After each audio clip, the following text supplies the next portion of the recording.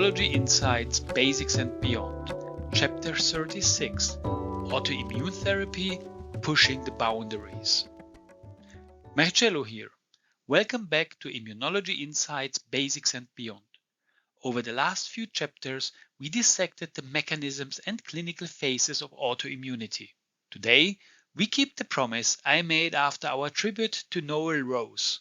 We are zooming into the latest boundary-pushing treatment strategies that go beyond classic steroids, methotrexate, or TNF blockers. So let's talk science. Why do we need new strategies? Well, conventional immunosuppression works, but at a price. Global immune dampening, infection risk, and incomplete disease control. 21st century research is instead asking, can we switch off the misbehaving cells and leave the rest of the immune system intact? The answer is slowly turning from a maybe to a yes. New strategies and approaches include: first, inverse tolerogenic vaccines. Instead of revving up immunity, these nanoparticle-based vaccines present autoantigens in a don't-respond context, retraining dendritic cells to raise T regulatory flags. Early trials in celiac disease and multiple sclerosis show sustained antigen-specific tolerance without broad immunosuppression, and phase 2 studies for T1D and primary biliary cholangitis are underway. Second, we have cellular surgery with CAR T cells. Researchers have repurposed the oncology workhorse CD19-directed CAR T cells to delete autoreactive B cells in severe refractory systemic lupus erythematosus. Small cohorts achieved drug-free remission and disappearance of disease-driving autoantibodies. Updated to 2025, data using allogeneic off-the-shelf CAR T-cell highlight rapid B-cell depletion and durable responses. Third, fine-tuning with low-dose IL-2. Instead of blocking cytokines, ultra-low doses of IL-2 preferentially expand T regulatory cells while sparing effector T cells. A meta-analysis across 13 autoimmune conditions showed improved clinical scores with minimal toxicity, positioning IL-2 microdosing as a versatile add-on rather than a sledgehammer.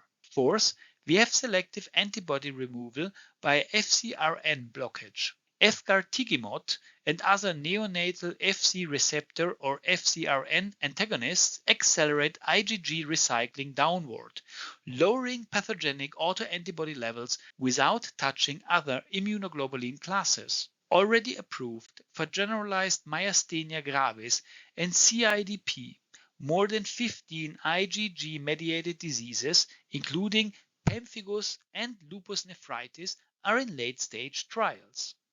Fifth, tolerogenic dendritic cells for rheumatoid arthritis. In an ex vivo approach, patient monocytes are re-educated with anti-inflammatory cues, loaded with joint antigens, and reinfused.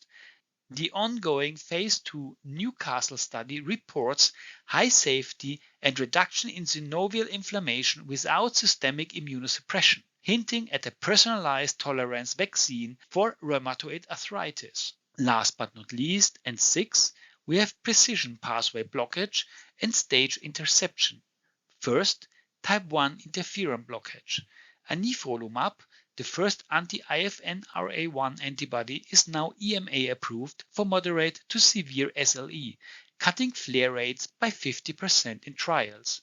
Second, disease interceptions in type 1 diabetes. Teplizumab, anti-CD3, became the first drug to delay progression from stage 2 to avert diabetes, buying at-risk individuals roughly 2 extra years of endogenous insulin production. What's coming up on the horizon? CRISPR-edited regulatory T cells, CAR B cells targeting plasma cell niches, and combinatorial regimes, for example CAR T cells plus low-dose IL-2, are entering early trials. The overarching theme is specificity. Treat the fault, not the whole system. To conclude, Autoimmune therapy is shifting from blanket suppression to antigen-specific retraining, cell deletion, and pathway precision.